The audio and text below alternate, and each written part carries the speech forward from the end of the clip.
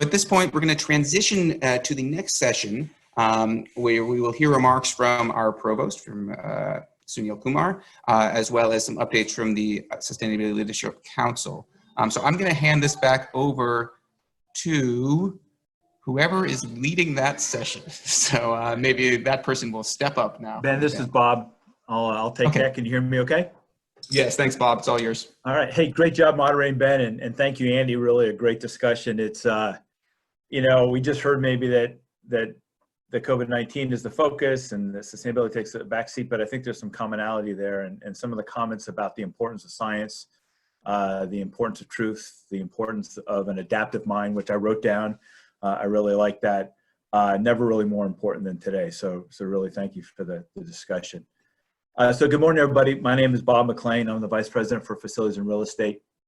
And I joined Professor Peter Winch as one of the Sustainability Leadership Council co-chairs. So before I introduce our next speaker, I do want to publicly thank a few folks. Lizzie Grabowski, who's our SLC coordinator, and Jillian Goreska, who's our Director of Sustainability, have done amazing work and provided amazing leadership in organizing not just one symposium, but two. A live one that did not happen, but then transitioning to this digital one, which I think is going to work out great and already off to a tremendous start. So just publicly thanks to Lizzie and to Julian for all their hard work. Great adaptive minds to make it all happen. So this morning I had the privilege of introducing and welcoming Provost Sunil Kumar, who joined the university in 2016. Sunil has previously served as the Dean of the University of Chicago's Booth School of Business, and before joining Chicago, he spent 14 years at the Stanford University Graduate School of Business, where he was professor, but also a senior associate dean for academic affairs. And one of the reasons I'm particularly excited to introduce Provost Kumar is that he has been instrumental in the startup and the formation and guiding the SLC, working with the faculty and the administration to form this body and shape it.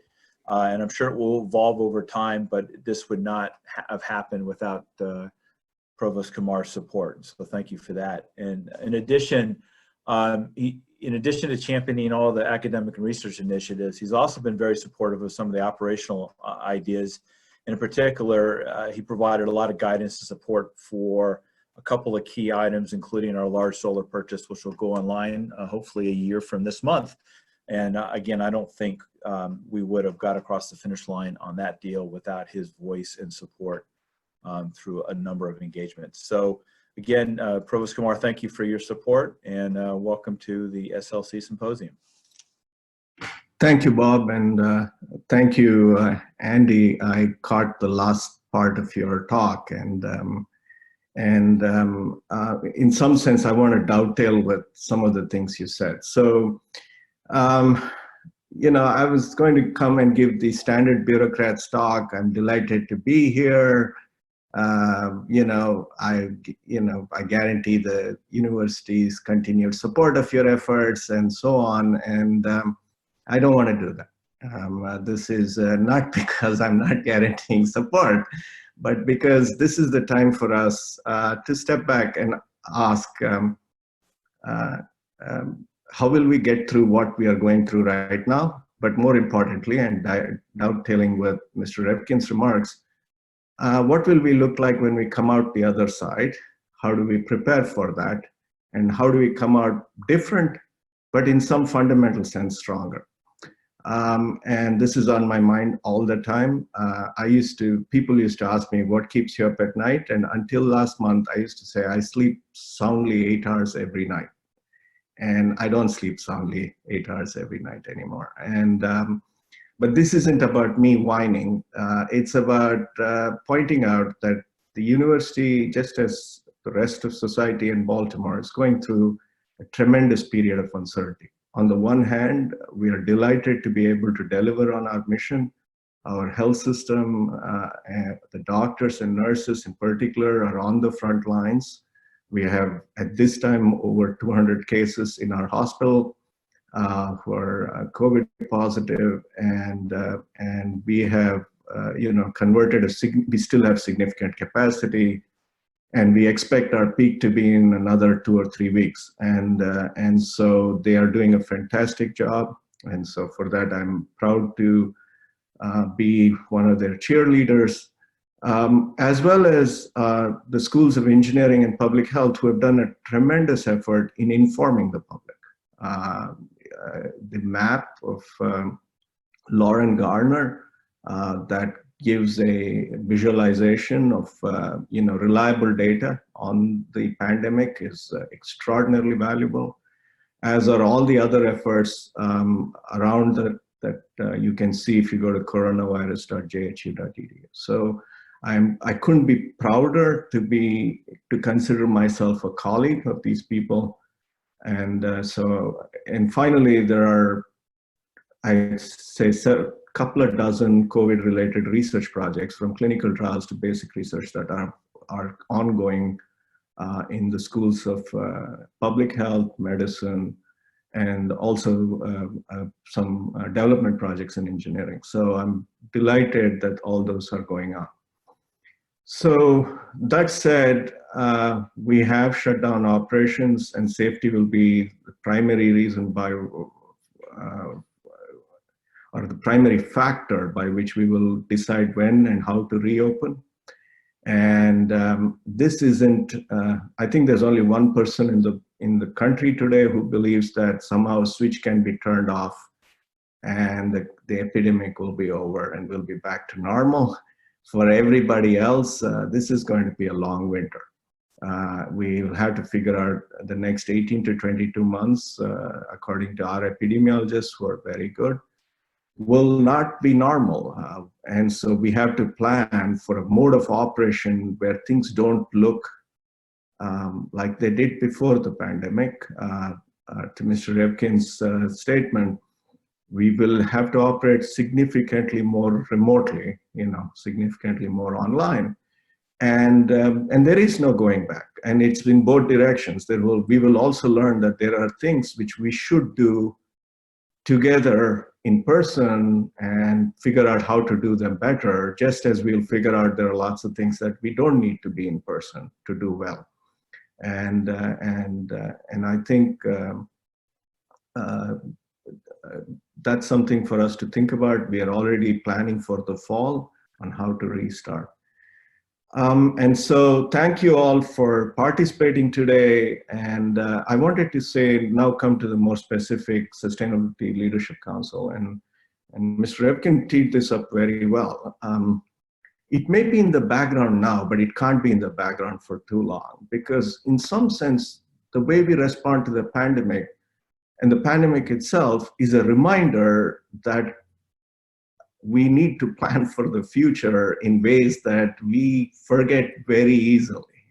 In fact, my biggest concern coming out of the pandemic is we forget about the pandemic too quickly, right? I'm hoping that this remains with the generation, and it leaves us with lessons of how to be efficient, how to be frugal, how to be careful, and how to be a lot more thoughtful about the future. The university will necessarily have to go into a period of frugality. The revenue losses from all the changes that have happened now and will continue to be in place for the coming year or so will cause us significant financial distress. But that is a call to arms for us to reaffirm our values and to figure out how to deliver on our mission better rather than shrink from it. So in that sense, the SLC, my charge to the SLC is not to shrink what you're doing, but to figure out how you can do this more efficiently. To Mr. Hopkins' point, how do you exploit your networks online? How are you more influential online? How do you do this in a way that allows you to deliver on the mission? And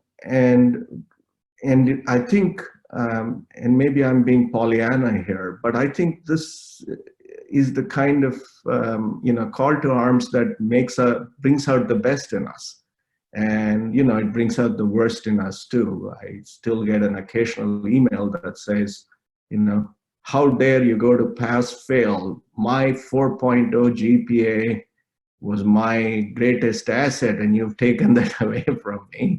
Now, I forgive that on grounds that when you're 21, the future is not quite in front of your mind. But GPAs will mean something differently when we are done with all this. I completely believe that. I believe that the way we look at credentialing will be different.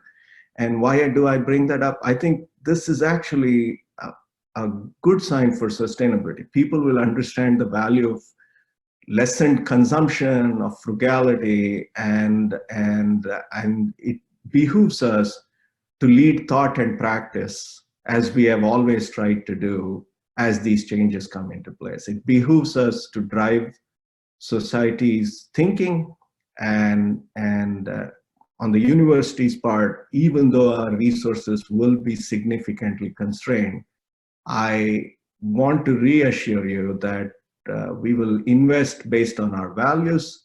And indeed, I want to reaffirm my commitment to the SLC.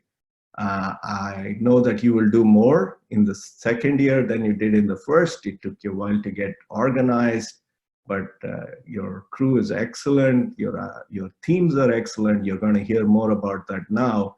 But given all that, I implore you not to shrink at this moment from what you're trying to do, but alter what you're trying to do in a way that you don't back off from your mission, but double down on it. So that's my plea to you. And for my part, although it is certain that when all this is done, there's only one thing I can be certain of. There will be a fact-finding report that will be written that Hopkins would have been better off if they had a different provost. Other than that, I'm not certain of much.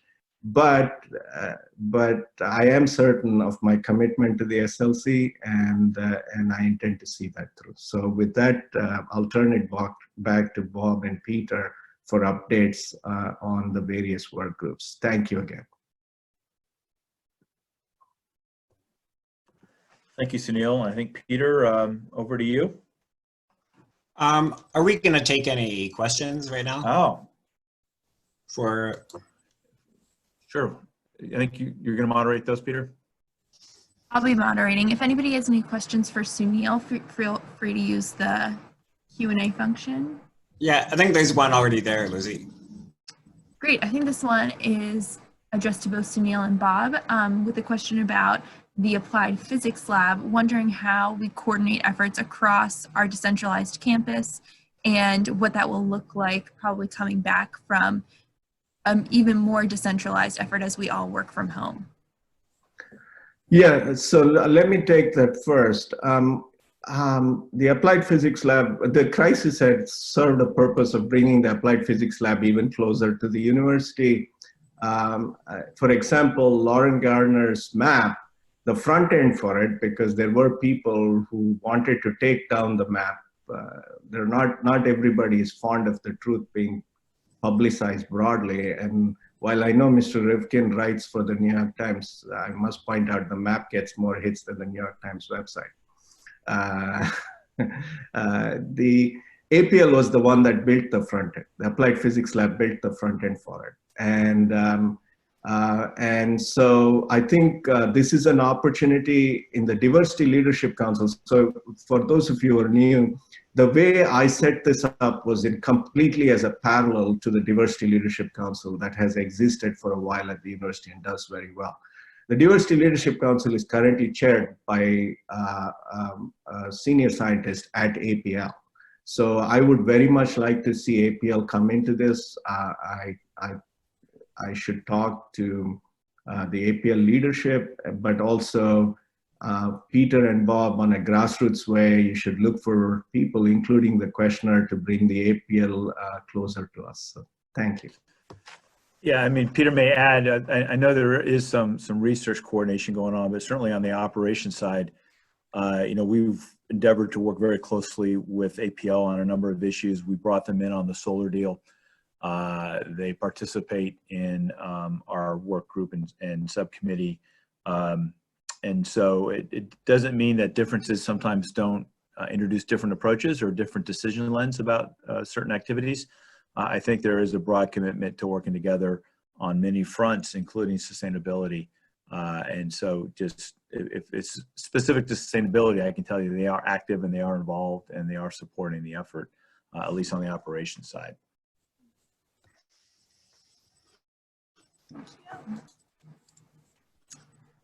A question just came in from Leanna Hauser out of the Office of Sustainability. I'm hearing from my peers in sustainability professions across the country the question, are you worried that sustainability will lose traction as a result of the pandemic? I'm so grateful for Provost Kumar's reassuring comments and commitment to the SLC and sustainability at Hopkins. Thank you. I would like to know how his leadership will filter down to all levels of the university to establish a culture of sustainability.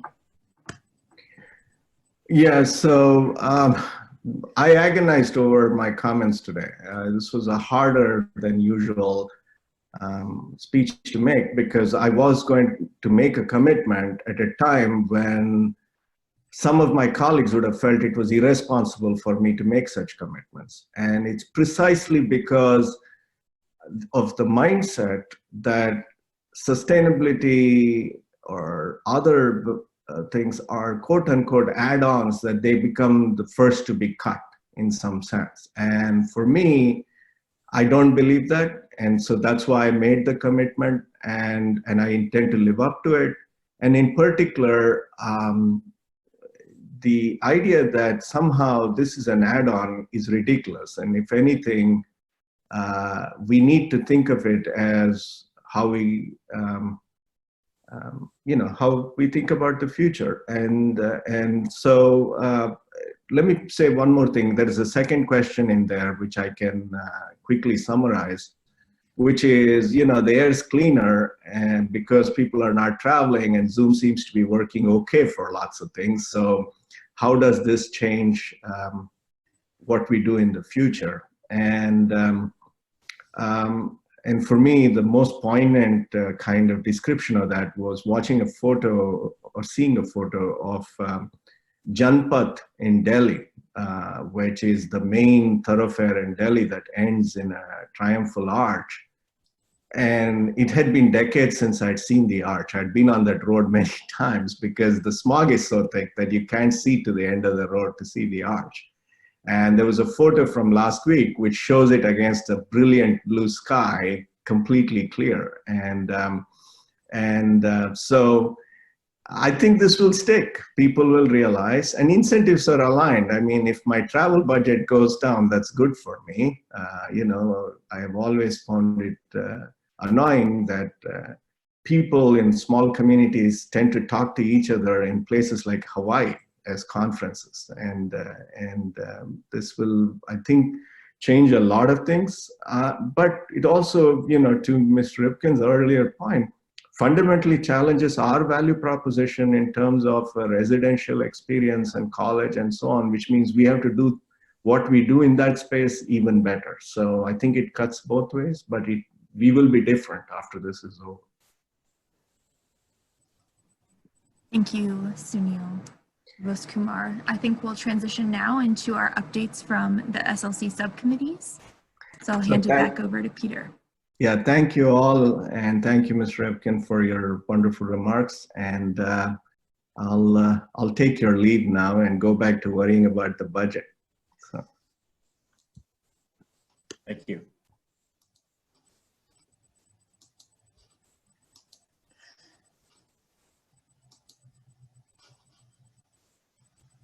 Okay, is the screen visible, Lizzie? Yes, you're good, Peter. Thank you.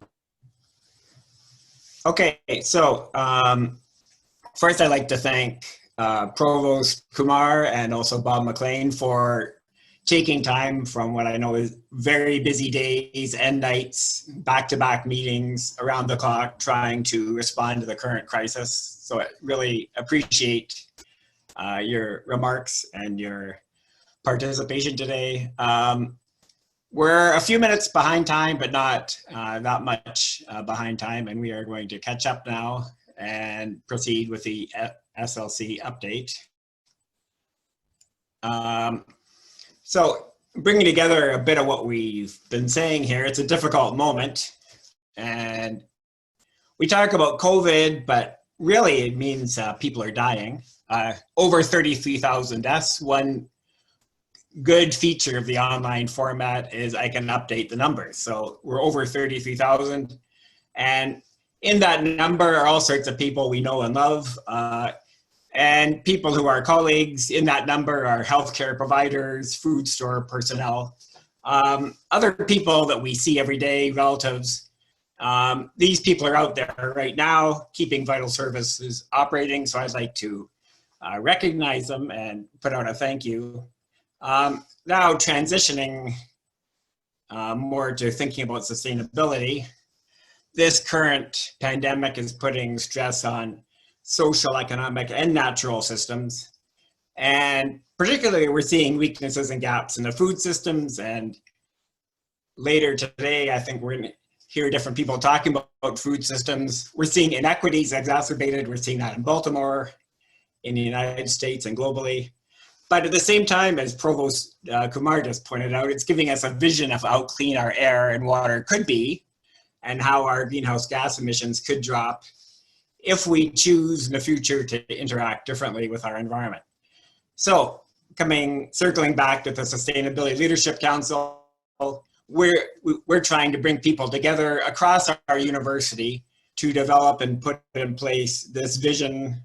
And you might say, what vision? Well, we're working on that vision, and part of what we're doing today is trying to hear from different people and articulate what exactly this vision is. Now, a little bit about what the Sustainability Leadership Council has done this year. I'm going to talk for a couple of minutes now, and then you're going to hear from the co-chairs of our different subcommittees. We have 75 council members and an additional 20 people who aren't on the SLC but are very active in our working groups. And we've been working together to provide advice and recommendations to the provost on programs, policies, and other initiatives. And we touch all aspects of sustainability at the university, teaching, research, and also leadership. And we do a lot of things right here in Baltimore, starting from our campus, moving out from our campus, but we're also starting to look at how we can serve our mission globally. We have a representative team. We have faculty, we have staff, we have students, and we have one alumnus. We want to grow that. And everybody is contributing in a different way. The faculty, of course, bring the research and the teaching perspective, but our staff have been extremely important. Many of our staff are responsible for different aspects of operations and can extend our reach and really make things happen.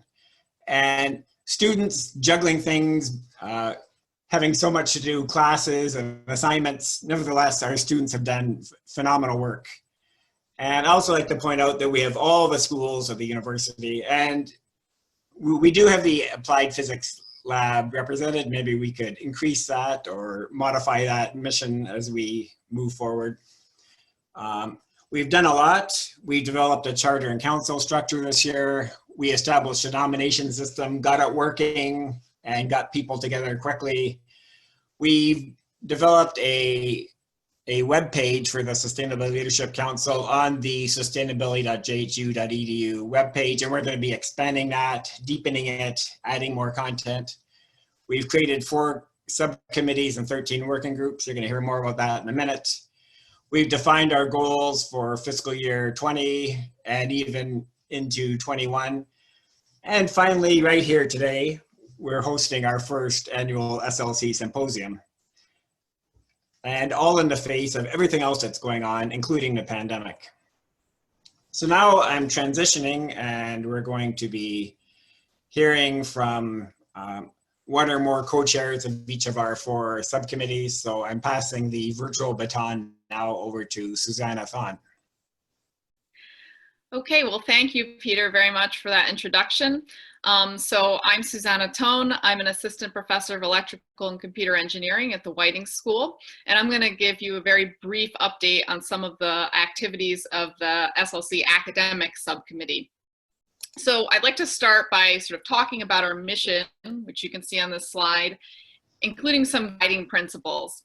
So on the academic subcommittee, what we've really been thinking about is a comprehensive approach to education on sustainability at Hopkins. And we believe that this approach must expose students to multiple disciplines, theoretical perspectives, and methodologies, as well as direct them towards appropriate career paths where they can play constructive roles in the global response to sustainability issues. So, the first thing to note is that our university already has tremendous breadth and depth in all of the relevant disciplines that touch areas of sustainability. However, sort of unfortunately, this knowledge is actually spread across our different schools. And so students often don't appreciate it, specifically the sort of holistic programs that we offer. And they often have difficulty accessing all of the expertise and skills that the university has to offer. And so what the academic subcommittee is trying to do then, in kind of the grand scheme of things here, is to forge links across different university divisions and bring all these disparate pieces together to create a more holistic as well as forward-looking educational experience for our students. So the academic subcommittee itself is composed of about 20 members split among 3 different working groups. And of those members, 14 of us are faculty who, again, are mainly in charge of the educational experience here, but we also have 2 undergraduate students and 3 graduate students who have clear stakes in our academic mission, as well as 1 staff member. So guided by these principles that I mentioned, we're really looking concretely to prepare students for enriching careers as well as future study in areas related to sustainability, as well as to expand our course and programmatic offerings to students in critical areas of national and international need. And in doing that, we hope to ensure that Hopkins is a leader in sustainability education and is seen as a leader and a desirable place for prospective students to come. And then finally, we really want to make sure that, not just those students with specific interests in sustainability are involved in this effort, but that all Hopkins students can become informed citizens with respect to sustainability and the health of our planet. And so, I just want to note that in the great keynote speech by Andrew Revkin this morning, one possible route towards achieving this goal is really to encourage all professors to incorporate sustainability concepts into their classes. And so we're looking at concrete ways to do that. So to finish up here, I just want to highlight a few of the specific activities that the subcommittee has undertaken this year. So first of all, the graduate and undergraduate working groups are compiling lists of all sustainability related classes that are taught across the different schools of the university. We aim to have this list publicly posted and available to both current and prospective students in the very near future, so stay tuned for that. And we also plan to use this list to identify current gaps in our course and program offerings and make recommendations for building upon these programs in the future. As Peter mentioned, we completed a partial website revamp of the sustainability.jhu.edu portal. And we have exciting future changes planned for a sort of one-stop shopping sustainability portal that should increase our visibility both within as a tool for current Hopkins affiliates and without as a mechanism for people to come and see Hopkins as a place for sustainability education. And then finally, I think the research subcommittee will talk more about this, but we're also working to build sustainability related research and education activities into the newly purchased 555 Pennsylvania Avenue building in DC. Okay, so with that, I think I'll pass it along to the next subcommittee co-chair. Thank you, Susanna, for the presentation, for being a co-chair this year, and also for all your help in organizing this symposium today. And on to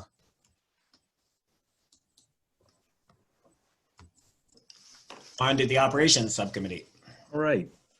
Well, good morning again. Again, Bob McLean, VP for Facilities and Real Estate, and very pleased that Sally McConnell has joined me as the co-chair. I don't think she was able to join unless she just popped on.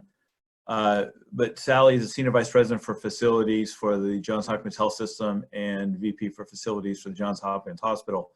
And I'm super excited about her participation, as I think it's going to give us an opportunity to really make sure that the many campuses of Johns Hopkins, to the extent possible in a Hopkins world, can act in a unified way and share best practices, and not only across the university, but with her role also into the health system. And so I'm super excited about her participation. We've been working on a number of non-sustainability issues in a very collaborative way. And I think that just has created a foundation for us to take that partnership and also bring it to sustainability. So very appreciative of her time and involvement. And as you can expect, she's a very busy lady right now, her and her entire team, and they're doing some amazing things over at the hospital and across the health system. You see the mission statement here. Quite frankly, probably similar to education and research in terms of the many different interests. Operations is an area that can go many, many different directions. And so one of the things we spend a lot of time talking about is how do we create, how do we strike the balance between a very inclusive approach and find something that a lot of people can see themselves in and find opportunities in and see an interest reflected in, but at the same time, not be so overwhelming. We probably could have had 10 or 12 different work groups. So we worked to narrow some things down. And I think these are bits and pieces, and I think it's going to lead towards a larger discussion at the end of this. But we formed 4 discrete working groups based on a survey that we did of the SLC.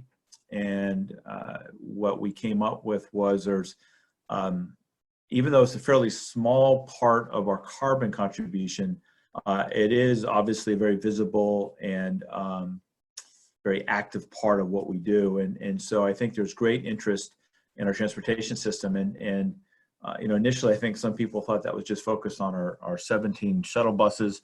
But the reality is we have over 200 vehicles across the campus, and actually in and of itself, it was a journey of discovery, even finding out who owns all of them and where they are and what type of vehicles they are. And so we are looking to put some developments. That draft report is due this month, and we're expecting to get some recommendations. Obviously the ability to implement those is a separate question, but we're certainly hoping to develop a roadmap of some ideas, and that is certainly about the fleet that we own.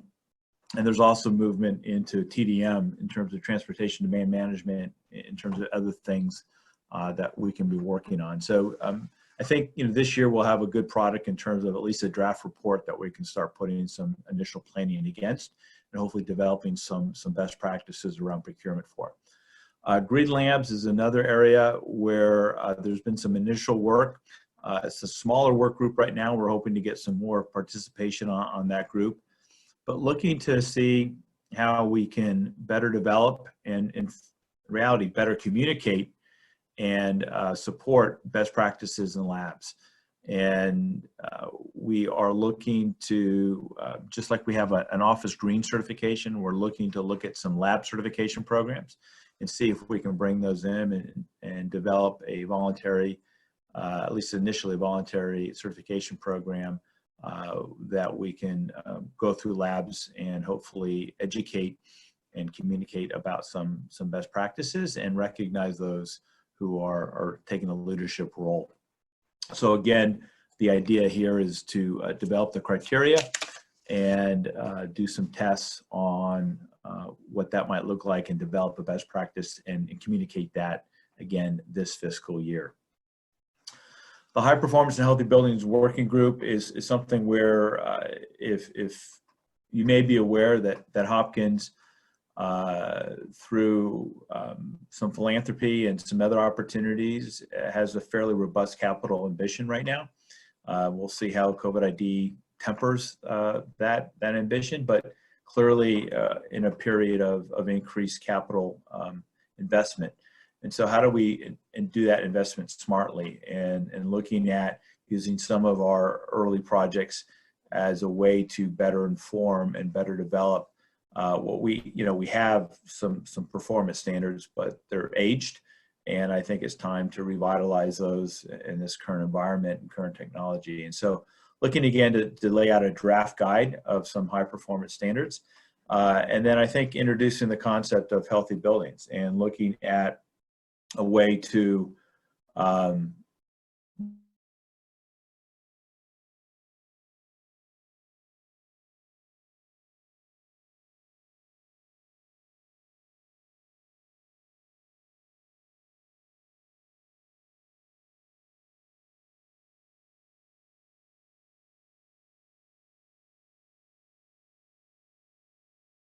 So I just got word from Bob that his computer died, so he says go ahead with the next subcommittee. If you want to keep it on this slide, I'm happy to wrap up the operations component before transitioning over to engagement. I just want to, this is Julian Goresko. I'm the Sustainability Director for the university.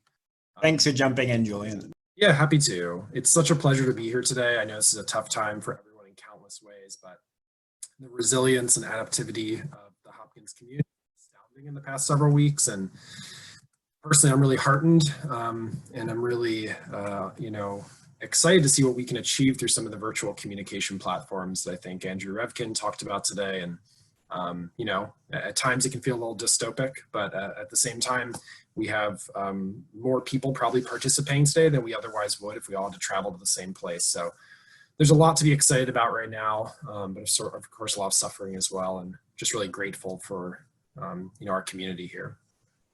Just to wrap up Bob's points on operations, we have some exciting partnerships happening in procurement, working really closely there to look at strategies around our sourcing, our contracts, our supply chain, our local equity-based policies and lenses like Hopkins Local here in Baltimore, and how we really leverage those synergistically through a sustainability strategy. And then there are a handful of working groups focused on food and plant-forward dining and building off our heritage of Meatless Mondays throughout the university to really bolster that more into an institution-wide vision, as well as food waste reduction working groups with civic partners in the region.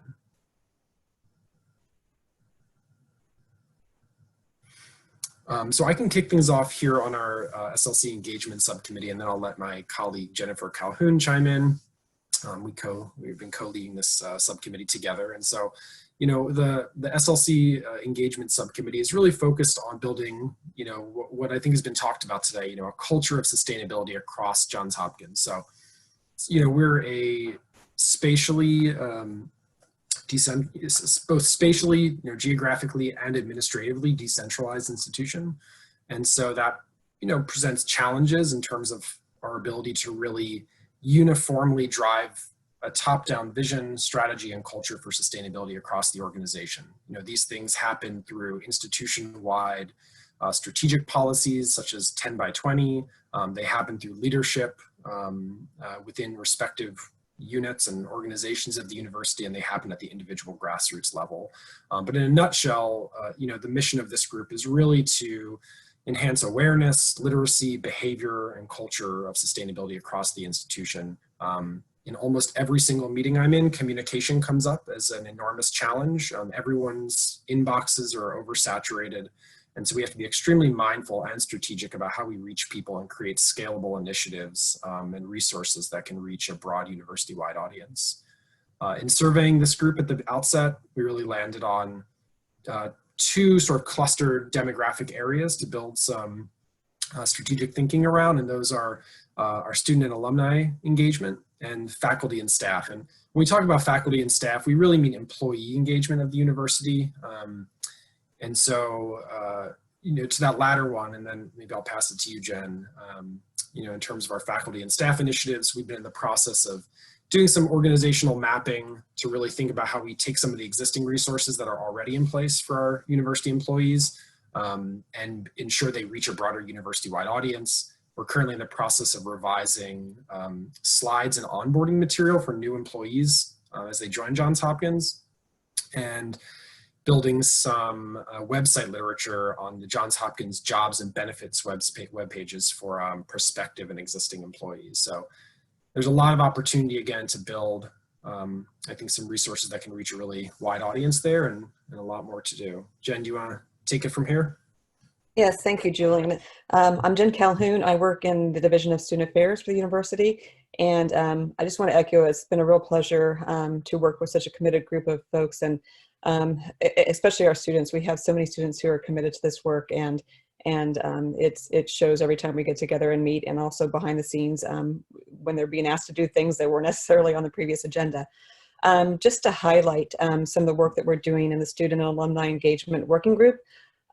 We are actively looking to interact with alumni more frequently, and we're seeking an alumni network and looking to identify an interactive platform to engage.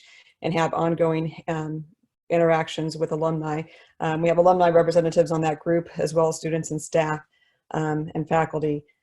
Some work that we've been doing that was well underway pre-COVID-19, as you can imagine, has to do specifically with residential undergraduation populations, looking at eco move out and move in. We've had a lot of student engagement in that space that has been really exciting. And that work will certainly continue, albeit probably at a different scale now, but a lot of that work has already been done, especially for the move out phase. So we'll just continue to work on that and replicate that moving forward into future move outs. We've also been working with a green living guide, primarily for students who are living off campus. So that would include undergraduate students living off campus, as well as graduate and professional students, and really even targeting that to graduate and professional students, since they are not typically part of the green move in and move out spaces. We're also, some of the other things that have come up in terms of requests specifically from students on our various different campuses, the notion to bring speakers to East Baltimore campus. However, I think one of the positive aspects of our current state is to consider how we can bring students or speakers in virtually that will be available to the entire Hopkins community, and folks can benefit from that across the board. So those are some of the highlights that particularly the Student and Alumni Engagement Working Group have been actively engaging in. Thank you, Jennifer, and thank you for your service this year. And we will now move on to the research subcommittee. So either Ben or Ben, could you lead us through this? Yeah, we have two Bens who co-chair this committee. One was your Master of Ceremonies this morning, Ben Zychek, Associate Professor of Earth and Planetary Sciences. And I am happy and honored to serve with him as co-chair of the research committee. I'm Ben Hobbs, the Theodore and K. Shad Professor of Environmental Management in the Department of Environmental Health and Engineering. So Hopkins was founded in 1876 as the first research university in the US. It was founded on the German rather than English model. In other words, you learn in the laboratory, you learn by doing research. So since then we've led, and we continue to lead in so many fields. Now, this absolutely critical problem of maintaining our biological and physical life support systems means that Hopkins' future leadership in sustainability research is absolutely indispensable.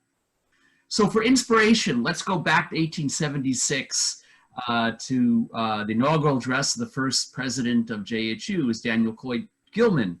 He was the one who's trained in Germany and said, let's do things differently at Hopkins.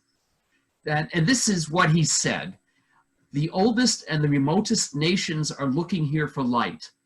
What is the significance of all this activity? It is a reaching out for a better state of society than now exists. It is a longing to interpret the laws of creation. It means a wish for less misery among the poor, less suffering in the hospital, less folly in politics. It means more study of nature, more health in cities, more virtue in the country, more wisdom in legislation, more intelligence, more happiness.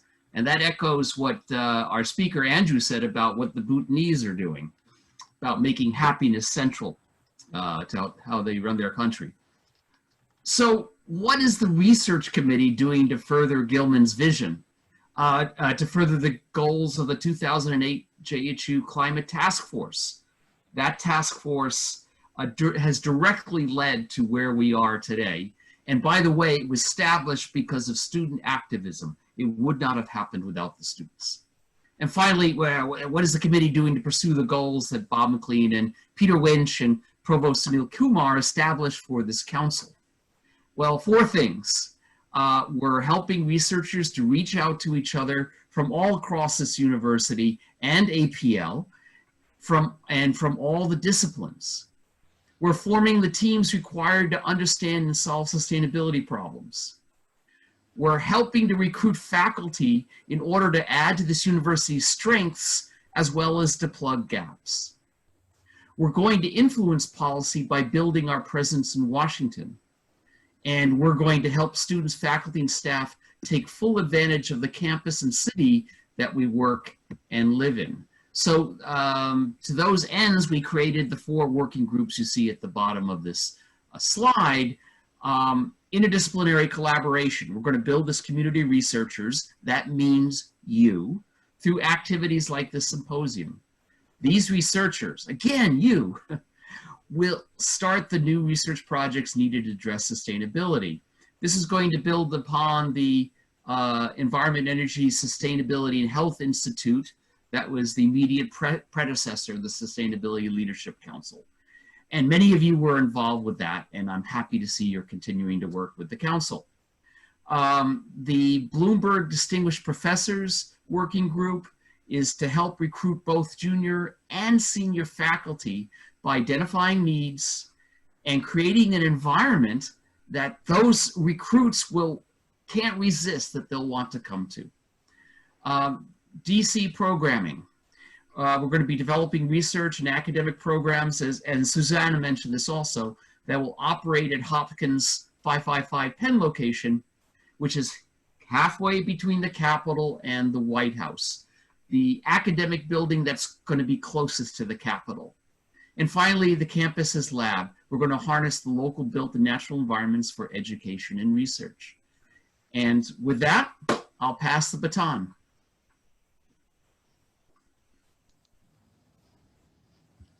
Okay, so I believe we have some questions.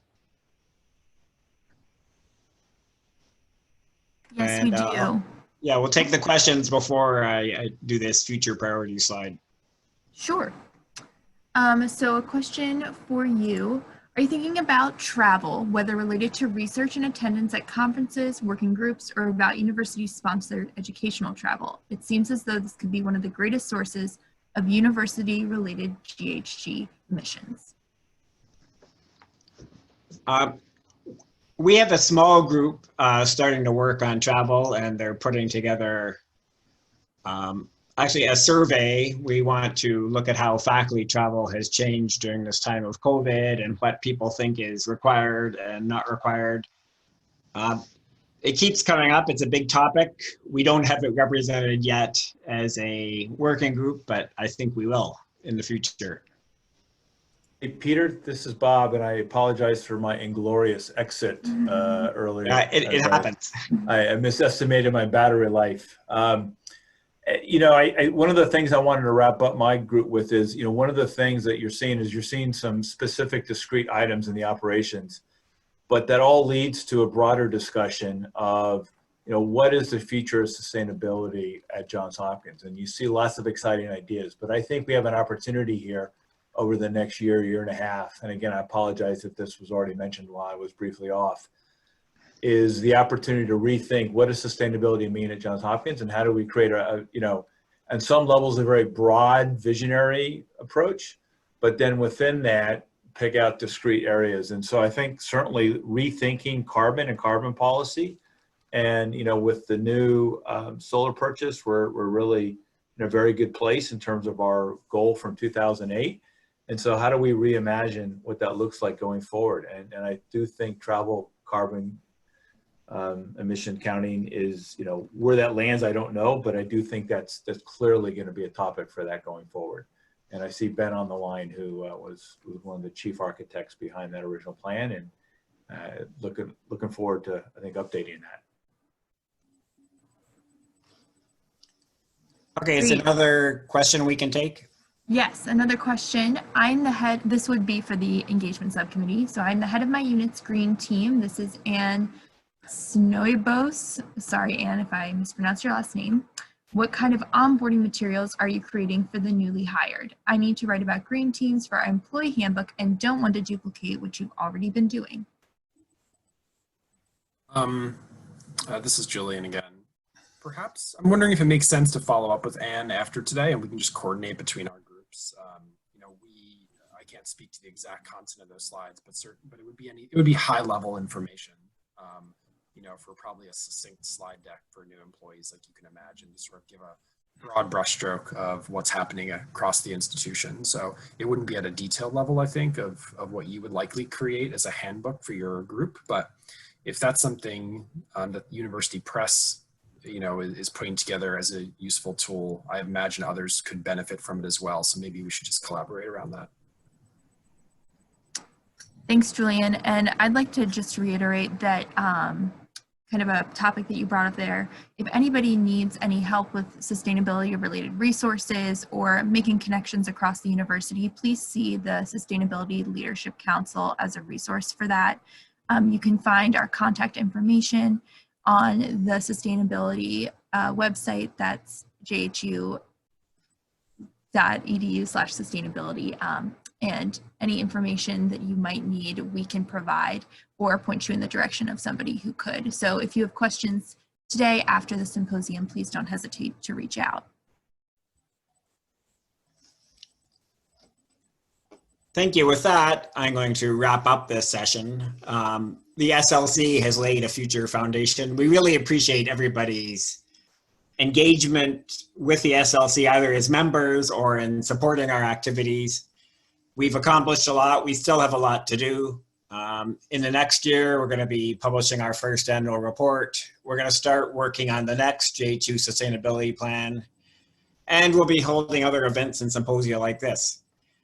So people are looking to us at JHU for leadership during the current pandemic, but also I think in sustainability, and we want to rise to the occasion. So let's see if we can harness all of our expertise and energy and move things forward. So I believe now I should unshare it.